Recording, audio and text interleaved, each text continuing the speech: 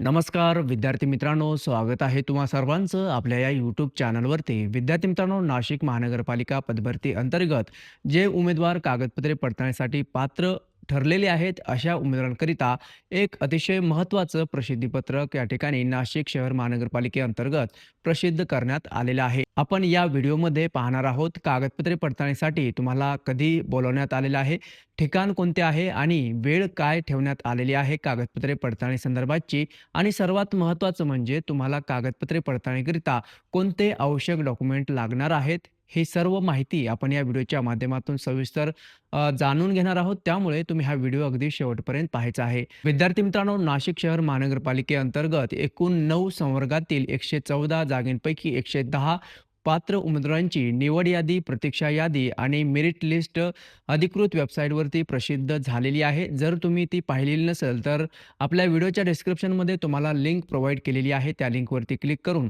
तुम्ही तुमचा रिझल्ट जो आहे तो पाहू शकता. आता कागदपत्रे पडताळणीसाठी तुम्हाला कधी बोलवण्यात आलेलं आहे, तर पहा, कागदपत्रे पडताळणी विद्यार्थी मित्रांनो पहा, तुमचे दिनांक 16 एप्रिल 2026 रोजी या ठिकाणी पार पडणार आहे आणि प्रतीक्षा यादीमध्ये जर तुम्ही असाल, तर प्रतीक्षा यादीतील उमेदवारांची कागदपत्रे पडताळणी ही दिनांक 17/4/2026 रोजी पार पडणार आहे.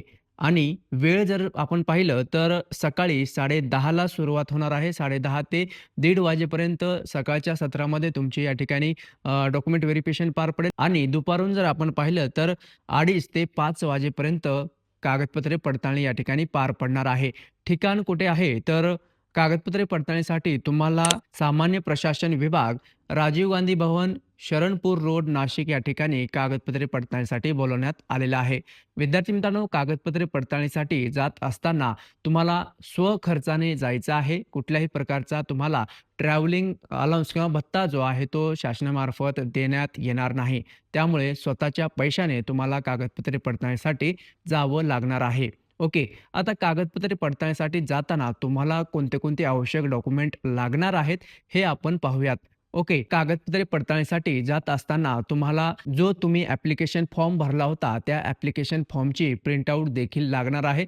तसेच स्वयंघोषणापत्र देखील तुम्हाला या ठिकाणी सोबत घेऊन जावं लागणार आहे. आणि दुसरं महत्त्वाचं म्हणजे काय, तर तुमचे जे काही शैक्षणिक पात्रतेसंदर्भाचे डॉक्युमेंट्स असतील, तर ते सर्व डॉक्युमेंट तुम्हाला ओरिजिनल प्रतीमध्ये तसेच झेरॉक्स प्रतीमध्ये सेल्फ अटेस्टेड करून ते सोबत कॅरी आउट करून घ्यावं लागणार आहे. तसेच विद्यार्थी मित्रांनो, जे विद्यार्थी सामाजिक समांतर आरक्षणामध्ये मोडतात, जसे की माजी सैनिक असेल, अंशकालीन उमेदवार असेल, तसेच प्रकल्पग्रस्त, भूकंपग्रस्त आणि खेळाडू उमेदवार असतील, तर त्या संदर्भाचे त्यांच्याकडे ऑथेंटिक डॉक्युमेंट असणे आवश्यक असणार आहे. त्या ठिकाणी तत्सम प्राधिकारी यांच्यामार्फत तुमचे सर्व डॉक्युमेंट त्या ठिकाणी चेक केले जातील आणि मग नंतरच तुम्हाला पुढील जे काही आदेश आहे दिले जाणार आहे. ओके. जर एखाद्या महिला भगिनीच्या नावामध्ये बदल झालेले असेल, तर त्या संदर्भातचा एक राजपत्र देखील त्यांना त्या ठिकाणी सादर करावं लागणार आहे. जर तुम्ही विवाहित असाल, तर विवाह संदर्भातचा विवाह दाखला देखील तुम्हाला त्या ठिकाणी त्या तत्सम प्राधिकारी जे काही डॉक्युमेंट व्हेरिफिकेशन करतेवेळी त्या ठिकाणी अधिकारी असणार आहेत, त्यांच्याकडे तुम्हाला द्यावं लागणार आहे.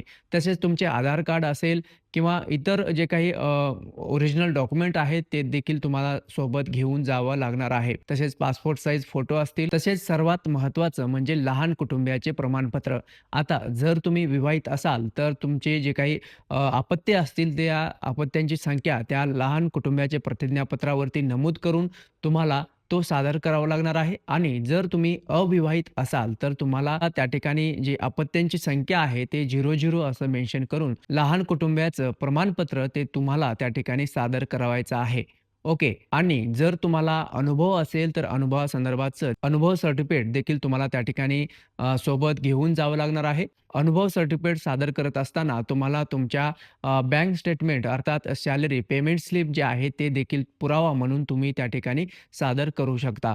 तर हे काही महत्त्वाचे डॉक्युमेंट तुम्हाला घेऊन जावं लागणार आहे कागदपत्रे पडताळणी करण्याकरिता. विद्यार्थी मित्रांनो, कनिष्ठ अभियंता सहाय्यक, तसेच कनिष्ठ अभियंता विद्युत, तसेच कनिष्ठ अभियंता स्थापत्य, तसेच सहाय्यक यांची जी काही पदे आहेत, हे तुम्ही सर्वांनी त्या ठिकाणी काय करायचं आहे, शेड्यूल देण्यात आलेला आहे. तो शेड्यूल फॉलोअप करायचा आहे. कोणत्या दिवशी कोणत्या पदांकरिता तुम्हाला कागदपत्रे पडताळण्यासाठी बोलवण्यात आलेले आहे ते चेक करायचं आहे आणि त्याच दिवशी तुम्हाला वेळेवरती कागदपत्रे पडताळणीसाठी हजर राहायचं आहे.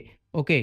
जर तुम्ही तुमचा रिझल्ट चेक केला नसेल, तर आपल्या व्हिडिओच्या डिस्क्रिप्शनमध्ये तुम्हाला लिंक मी प्रोव्हाईड केलेली आहे.